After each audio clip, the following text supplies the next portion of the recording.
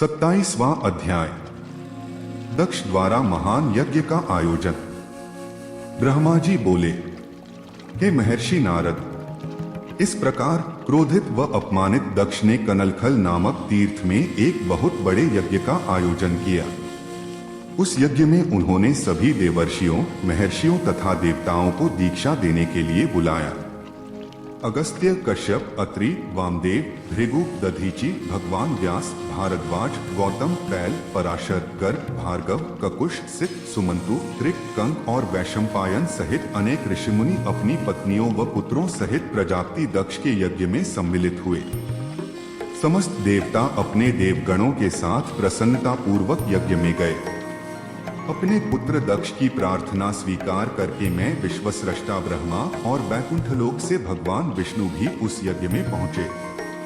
वहां दक्ष ने सभी पधारे हुए अतिथियों का खूब आदर सत्कार किया। उस यज्ञ के स्थान का निर्माण देवताओं के शिल्पी विश्वकर्मा द्वारा किया गया था। विश्वकर्मा ने बहुत से दिव्य भवनों का निर्माण किया।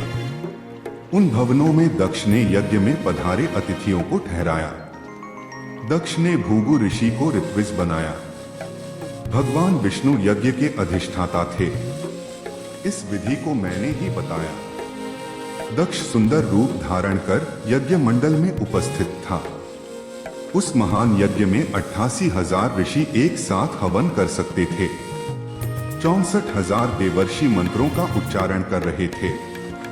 सभी मग्न होकर वेद मंत्रों का गान कर रहे थे। दक्ष ने उस महायज्ञ में गंधर्वों, विद्याधरों, सिद्धों, 12 आदित्यों व उनके गणों तथा नागों को भी आमंत्रित किया था। साथ ही देश विदेश के अनेक राजा उसमें उपस्थित थे, जो अपनी सेना एवं दरबारियों सहित यज्ञ में पधारे थे।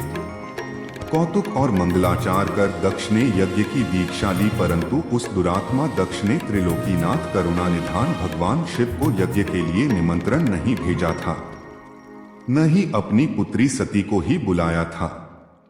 दक्ष के अनुसार भगवान शिव कपालधारी हैं, इसलिए उन्हें यज्ञ में स्थान देना गलत है। सती भी शिवजी की पत्नी होने के कारण कंपाली भार्या हुई, अतः उन्हें भी बुलाना पूर्णतः अनुचित था। दक्ष का यज्ञ महोत्सव अत्यंत धूमधाम एवं हर्षोल्लास से आरंभ हुआ। सभी ऋषिमुनि अपने अपने कार्य में संलग्न हो गए। तभी वहां महर्षि दधीचि पधारे। उस यज्ञ में भगवान शंकर को न पाकर दधीचि बोले, हे श्रेष्ठ देवताओं और महर्षियों, मैं आप सभी को श्रद्धापूर्वक नमस्कार करता हूं। हे श्रेष्ठ जनों, आप सभी यहां इस महान यज्ञ में पधारे हैं। मैं आप सबसे यह पूछना चाहता हूं कि मुझे इस यज्ञ में त्रिलोकीनाथ भगवान शंकर कहीं भी दिखाई नहीं दे रहे हैं। उनके बिना यह यज्ञ मुझे सूना लग रहा है। उनकी अनुपस्थिति से यज्ञ की शोभा कम हो गई है। जैसा कि आप जानते ही हैं कि भगवान शिव की कृपा से सभी कार्य सिद्ध होते हैं। वे परम सिद्ध पुरुष नीलकंठधारी प्रभु शंकर यहाँ क्यों नहीं दिखाई दे रहे हैं? जिनकी कृपा से अमंगल भी मंगल हो जाता है, जो सर्वथा सबका मंगल करते हैं, उन भगवान शिव का यज्ञ में उपस्थित होना बहुत आवश्यक है। इसलिए आप सभी को यज्ञ के सकुशल पूर्ण होने के लिए परम कल्याणकारी भगवान शिव को अनुन्य विनय कर इस यज्ञ में लाना चाहिए। तभी इस यज्ञ की पूर्ति हो सकती है।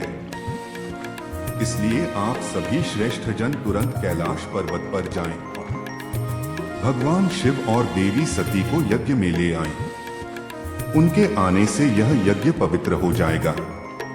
वे परम पुण्यमयी हैं।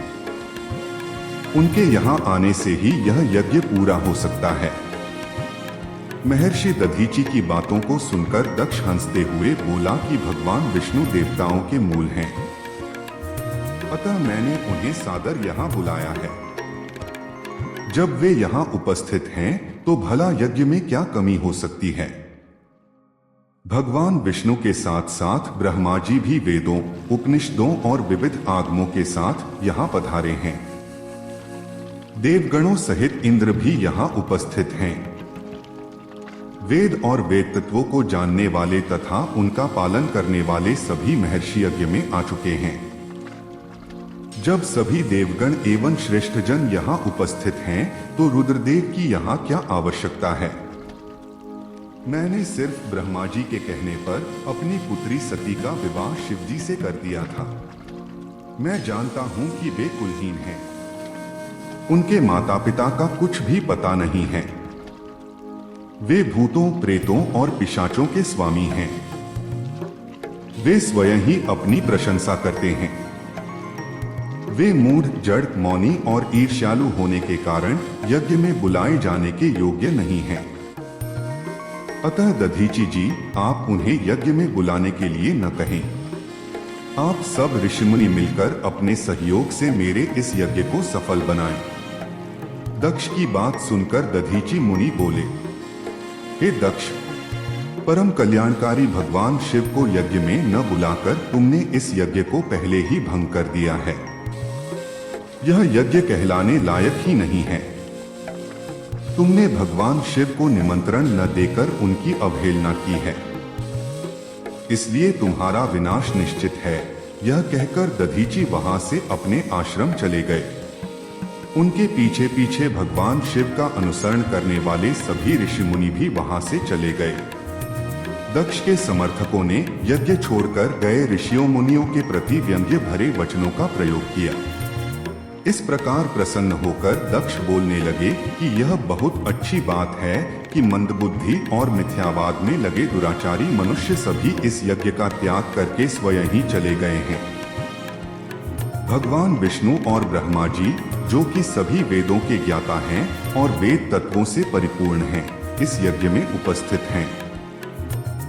ये ही मेरे यज्ञ को सफल बनाएंगे।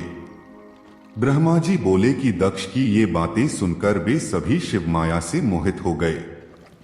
सभी देवर्षि आदि देवताओं का पूजन करने लगे। इस प्रकार यज्ञ पुनः आरंभ हो गया। मुनिश्रेष्ठ, इस प्रकार वहां यज्ञ स्थल पर रुके अनेक देवर्षि और मुनि वहां पुनः यज्ञ को पूर्ण करने हेतु पूजन करने लगे।